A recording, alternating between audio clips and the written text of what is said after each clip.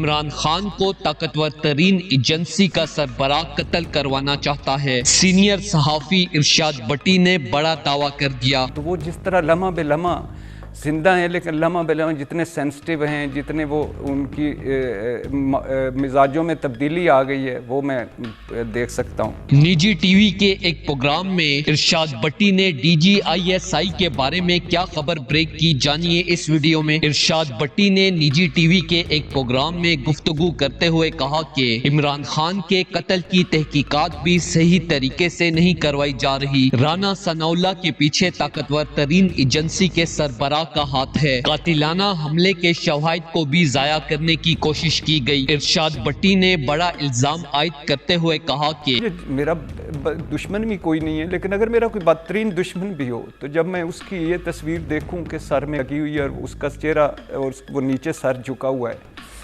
تو میں کیا کر سکتا ہوں؟ اور یعنی میں کتنا بے بس ہوتا ہوں، فیل کرتا ہوں۔ عمران خان پر حملے میں رانا ثناء اللہ کے ساتھ ساتھ پاکستان کی طاقتور ترین ایجنسی کا بے ضمیر سربراہ ملوث ہے۔ پنجاب میں محسن نقوی جیسے وزیر اعلیٰ کو لانے میں بھی اسی سربراہ کا ہاتھ ہے، تاکہ پنجاب کی حکومت بھی ان کے گھر کی باندی بن جائے۔ سب سے مقبول اور ایماندار لیڈر کو قتل کروانے کی کوشش کی جا رہی ہے، اور رانا ثناء اللہ ڈرٹی ہیری کے ساتھ مل کر عمران خان کو قتل کروانا چاہتے ہیں۔ ارشاد بھٹی نے مزید کہا کہ جے آئی ٹی بھی طاقتور ترین ایجنسی کے سربراہ کے کنٹرول میں ہے۔ 4 افسروں کے ساتھ مل کر عمران خان کو مارنے کی پلاننگ کی گئی ہے۔ دوستو، اس حوالے سے اپنی رائے کا اظہار کمنٹ سیکشن میں دیں۔ ویڈیو اچھی لگے تو لائک کریں اور اس چینل کو سبسکرائب کریں۔